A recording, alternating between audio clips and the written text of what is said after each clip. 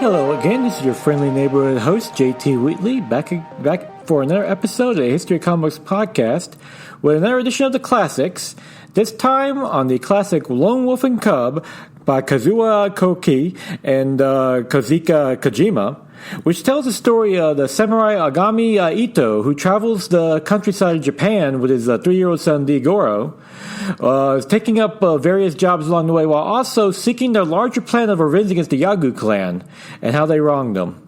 This was a brilliant series that ran in Japan originally as a manga from 1970 to 76, and has since been recollected numerous times over the years, best of all in the brilliant Dark Horse Digest collections in the late 90s and 2000s, of which I have every volume. It was a 28-volume series. It's just simply brilliant.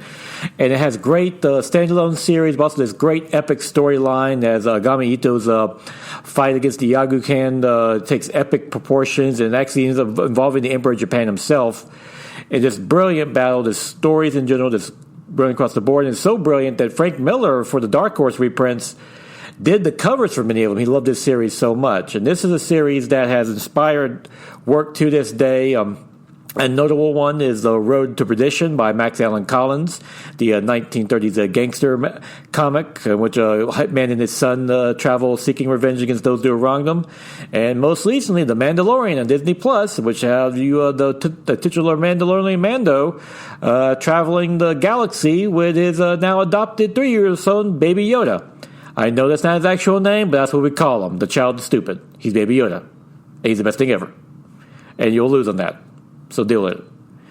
But that being said, Lone Wolf and Cub is a true classic. If you can't pick up the original Dark Horse Digest, there's a perfect way to read them. They're in little paperback-sized books, 28 volumes apiece, but they're worth every penny.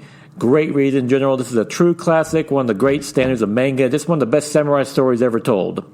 So, yes, if you're looking for something to read, if you're still self-quarantined, though everything's being lifted up, Lone Wolf and Cub, that's a true classic. And now it is June 5th, 2020, time for the favorite read of the week. And first off, I want to apologize for this episode being a day late. A little bit of life got in the way, and I had to postpone putting this episode out. But now that everything's back to normal, or for the most part, back to our usual favorite reads of the week. And of course, it's a read of the week this time, because even though new comic books are still coming out at comic book stores, thank goodness, there was nothing that caught my interest again, so I figured, let's pick up another trade I've been meaning to read. And this time, keeping with the manga thing for this episode, is Akima Jekyll, story by Takiro, and art by Tetsuya Toshiro, which is a fantasy series that stars a country bumpkin named Tatsumi, who decides to go to the capital after in the hopes of becoming a demon slayer and working for them, only to discover his corruption, and he ends up being kidnapped by what appears to be a terrorist organization, or the Night Raid, who manages to actually convince him that no, they're the good guys, and it's time for him to fight against the capital, not work for them.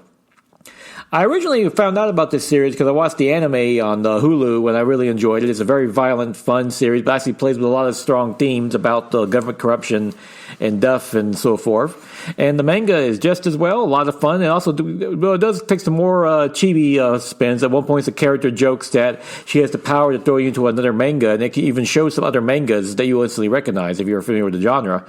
And it's just, but overall, it's a great action-packed read in general. Another great example of what manga can do as opposed to everything else. And definitely worth kicking up. And of course, I hope everyone's staying safe out there. Please mind your social distancing if you still need to, though it looks like this COVID thing's up. And of course, everyone is staying safe and during all the protests and so forth. And it goes without saying that what happened to George Floyd and so many others was nothing short of murder, and justice needs to be done, and we need serious reform. So my heart's out to everyone, and hopefully these protests will have a good thing in the end. So for everyone involved.